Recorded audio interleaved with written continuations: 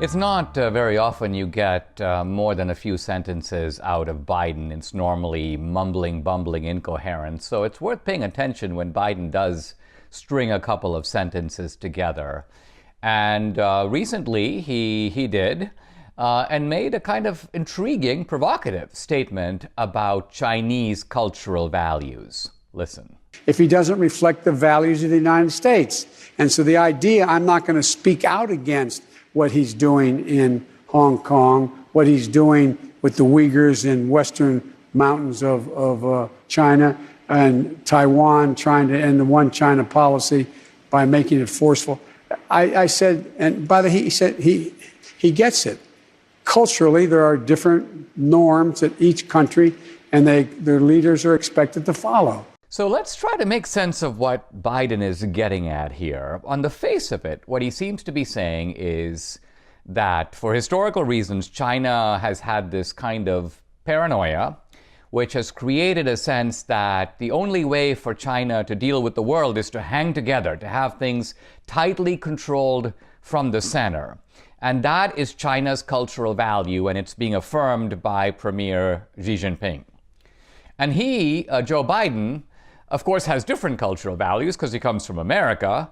So his approach is going to be to articulate American cultural values, but while understanding that the Chinese have their own cultural values. So where does this really get us? Because Biden seems to be saying something like this.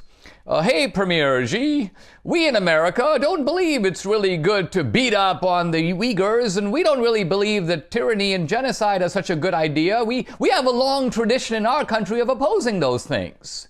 And Xi goes, well, our cultural tradition is somewhat different. We like to unify. We like to smash all the opposition. That's the Chinese way, Joe. And Joe goes, oh, interesting. Well, I just want you to know that that's not the American way. And what? Full stop? Dead end. Each side basically affirms their way of seeing the world. I mean, what? You say tomato, I say tomato. Is that it? Now, you might be tempted to hear me go on about cultural relativism and the flaws of it, but I do want to say that in some ways there is a grain of truth in what Biden is saying. Cultures do have values, and it's not so easy for one country to press or even impose its values on others. Now, in fact, this is something I think Trump would agree with. It's the bitter lesson of the last 20 years of American foreign policy. I mean, think about it. You had all these kind of neoconservatives who go, freedom is a human right, democracy is a universal human value, let's go export those values to Afghanistan. And so you show up and you basically are dealing with these Afghan tribesmen who are, one step out of the 7th century. And it's like, guys, haven't you read John Stuart Mill? Haven't you read the Federalist Papers? You need to have a fair election. Now, this is not to say that there is no tradition of democracy in Afghanistan. They do have these tribal consultations, and it was kind of smart, actually, for some people in the U.S. military to work within the Jorga or tribal system in Afghanistan. But see, there's limits to that, because they believe in democracy or consultation within the tribe, but of course not for other tribes. So what have we achieved in Afghanistan in terms of having democracy there and settling tribal disputes? Basically nothing.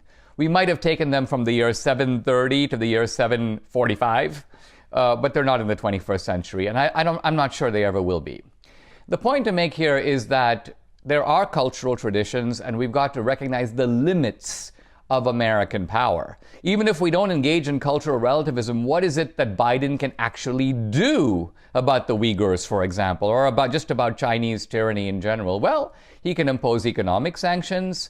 There are other things that he can do, but there are limits to what he can do in general.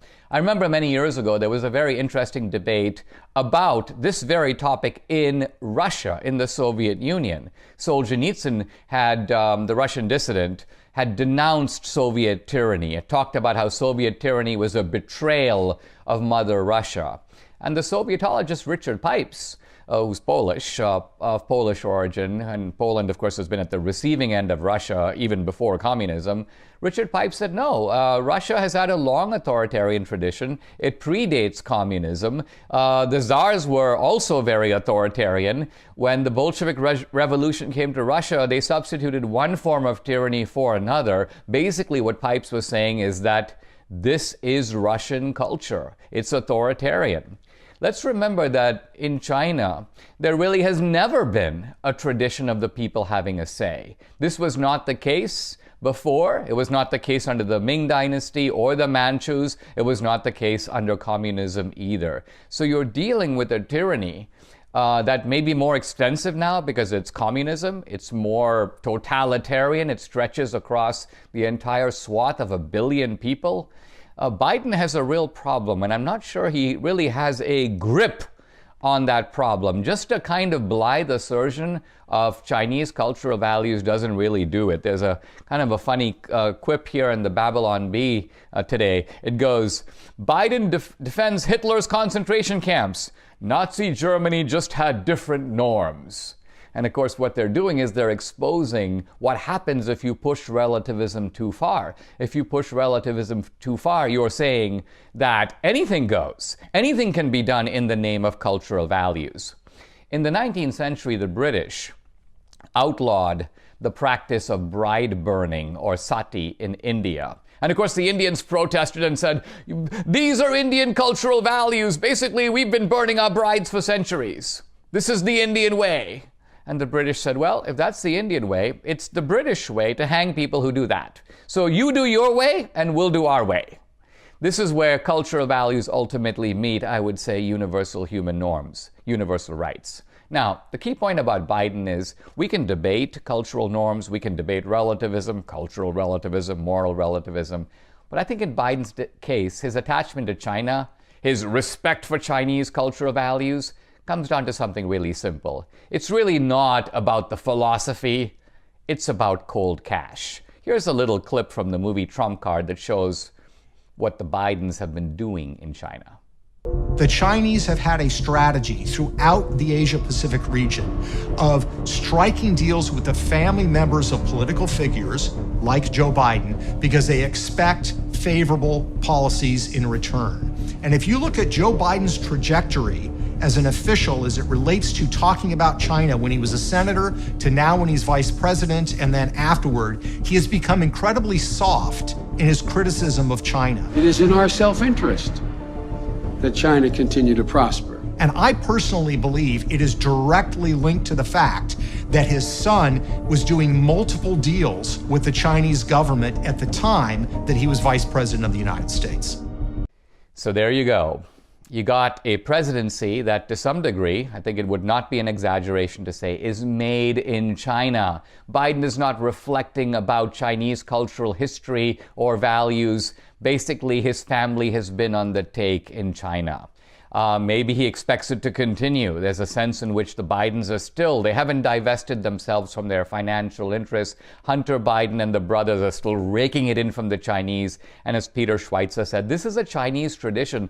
Corruption is what they do very well. And the Bidens are trying to make sure that they are in on it.